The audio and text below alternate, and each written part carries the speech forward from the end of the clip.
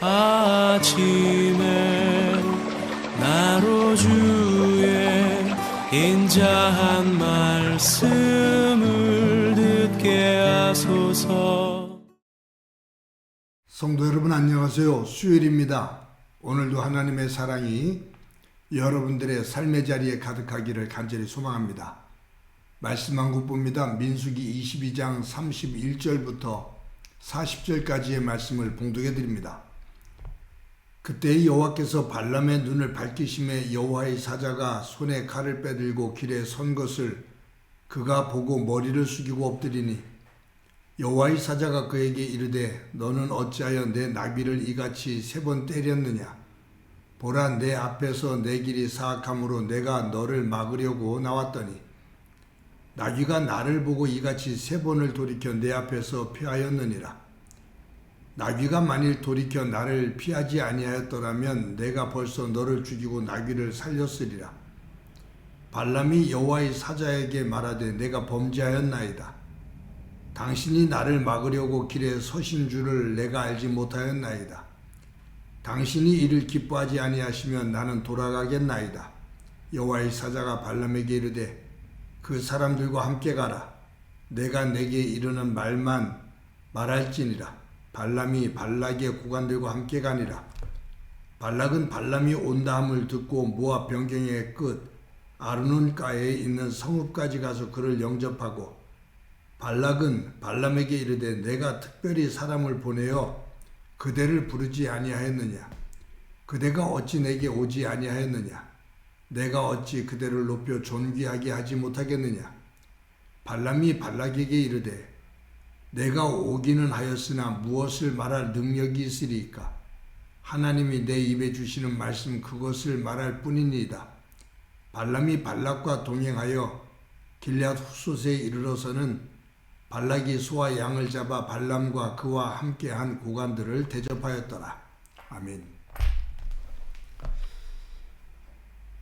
메소포타미아의 이방신을 섬기는 발람이라는 복술가가 있죠. 모압 왕 발락이 이스라엘 백성들이 모압 광야에 머무는 것을 보고 두려워하면서 이 발람 그 복술가를 모압으로 불러서 이스라엘을 저주하게 하려고 합니다. 하나님께서 발람에게 이스라엘을 저주하지 마라. 그들은 내가 복을 주는 자들이니라 라고 말씀하시죠. 그런데 이 발람 거짓 선지자는 모압 발락 왕이 그에게 제공한다고 하는 그 많은 금은 보화에 대한 욕심이 있습니다. 그래서 이 욕심에 끌려서 그 하나님의 말씀을 어기는 거죠. 그래서 자꾸 그 발락의 제안을 따라 움직이게 됩니다. 결국 이 발람은 나귀의 안장을 지우고는 이 발락 왕이 있는 모압으로 가게 됩니다. 그런데 한참을 가는데 나귀가 멈춰 서는 거예요. 왜냐하면 이 나귀 눈에는 여호와의 사자가 칼을 빼들고 서 있는 모습이 보입니다. 자기가 태우고 가는 주인 이 발람이 죽을 것 같아요. 그래서 서서 가지를 않습니다.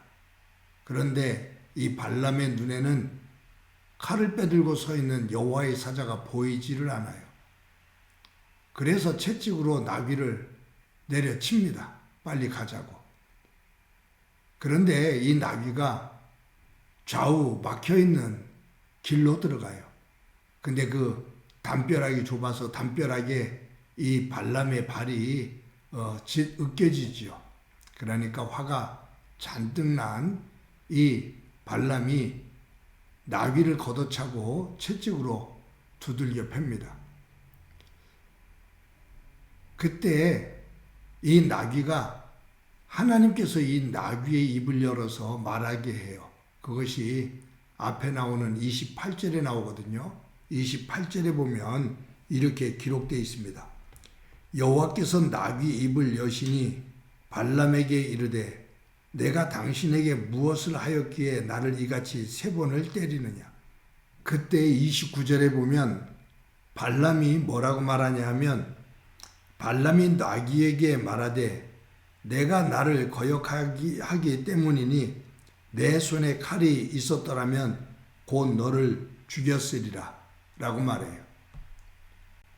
이 발람 거짓 선지자가 나귀에게 화가 날 대로 난 거예요. 여러분, 우리 속담에 방귀 낀 놈이 성을 낸다 라는 말이 있잖아요. 되지도 않는 말을 하면서 자신의 잘못을 보지를 못하는 거죠. 이 발람은 당대 메소포타미아 지역에서 가장 뛰어난 복술과 가장 뛰어난 큰 능력을 가진 큰 무당으로 소문이 난 사람입니다. 그런데 나귀가 보는 이 여호와의 사자, 칼을 빼든 여호와의 사자를 나귀는 보는데 영험하다고 말하는, 영의 눈이 떠져 있다라고 말을 하고 있는 이 발람은 칼을 들고 있는 여호와의 사자를 보지를 못하는 거예요. 왜 이런 현상이 벌어졌을까 하는 겁니다.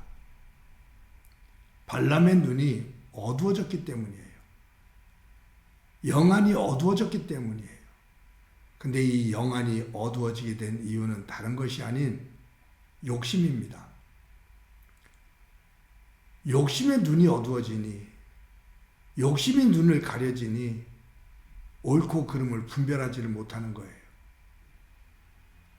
자신의 욕망, 욕심으로 가득 차 있으니 그것만 생각하고 고집을 부려요. 하나님의 뜻을 읽을 줄을 몰라요. 하나님께서 무엇 하기를 원하시는지를 보지를 못해요. 아니, 하나님께서 말씀하셔도 그 말씀을 귓등으로 듣습니다. 그리고 자기가 원하는 것, 그 금과 은의 욕망에 사로잡혀 칼을 빼든 여호와의 사자를 보지를 못하는 거죠. 오늘 본문에, 큐티 본문으로 읽은 오늘 본문에 보면 하나님께서 이 발람의 눈을 열어주십니다. 그때 칼을 빼든 여호와의 사자를 보지요. 여호와의 사자가 말합니다. 너 왜 너를 살리려고 하는 네 나귀를 그렇게 채찍으로 두들겨 패느냐. 아마 네 나귀가 나를 보지 못하고 왔다면 내가 칼로 너를 죽였으리라 라고 말합니다. 사랑하는 성도 여러분, 저와 여러분들의 삶 속에서 우리가 품고 있는 욕심, 우리가 무언가 집착하고 있는 것, 그것으로 인해서 하나님의 생각과 하나님이 원하시는 것, 하나님의 거룩이 가려지면 영적인 분별력을 잃게 됩니다. 우리가 그런 때가 많죠. 무언가 하나 집착을 하고 욕심을 품기 시작하면 하나님의 뜻이고 뭐고 아랑곳하지 않고 그곳에 질주하죠. 근데 그 길은 망신을 당하는 길이고 그 길은 패망의 길인데 그 멸망의 길이라는 것을 그 욕심의 눈이 어두워져서 인식하지를 못하고 보지를 못하는 겁니다. 그것이 아담의 문제지요. 선악과를 따먹으면 내가 하나님처럼 될 거다. 이 사탄의 말에 눈이 어두워진 거죠. 그래서 그 선악과를 따먹는데 집중하다 보니 하나님이 보이지를 않는 겁니다.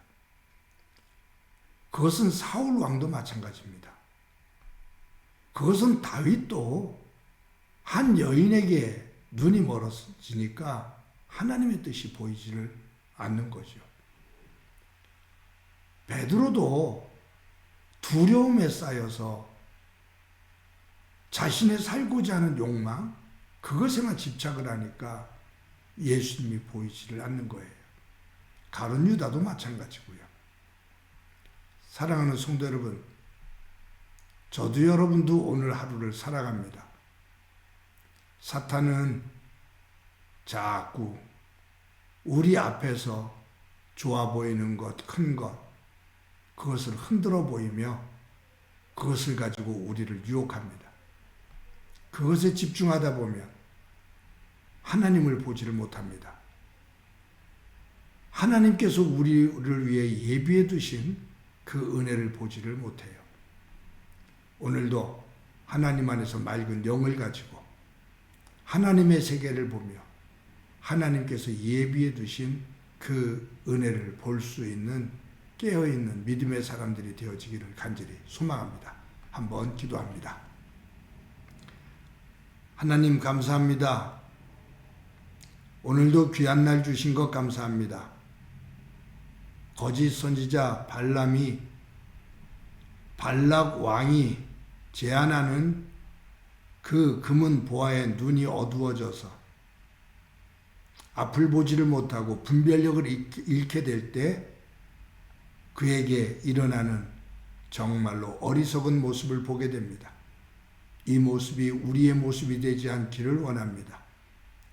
하나님 안에서 맑은 영을 가지고 하나님의 뜻과 하나님께서 우리 위에 예비해 두신 하나님의 놀라운 은혜를 볼 수 있는 맑은 영을 허락해 주옵소서.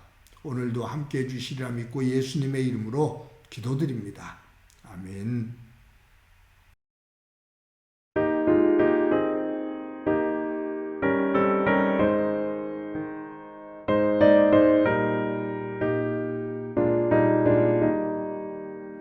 주님의 뜻을 이루소서.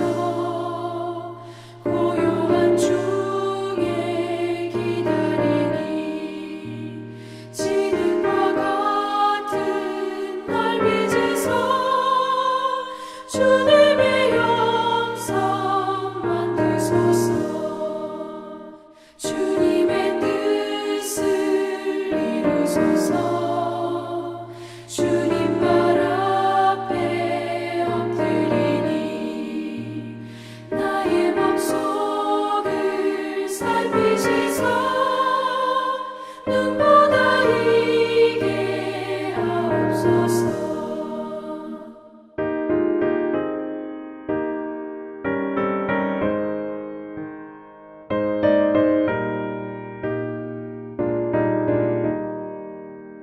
주님의 뜻을 이루소서.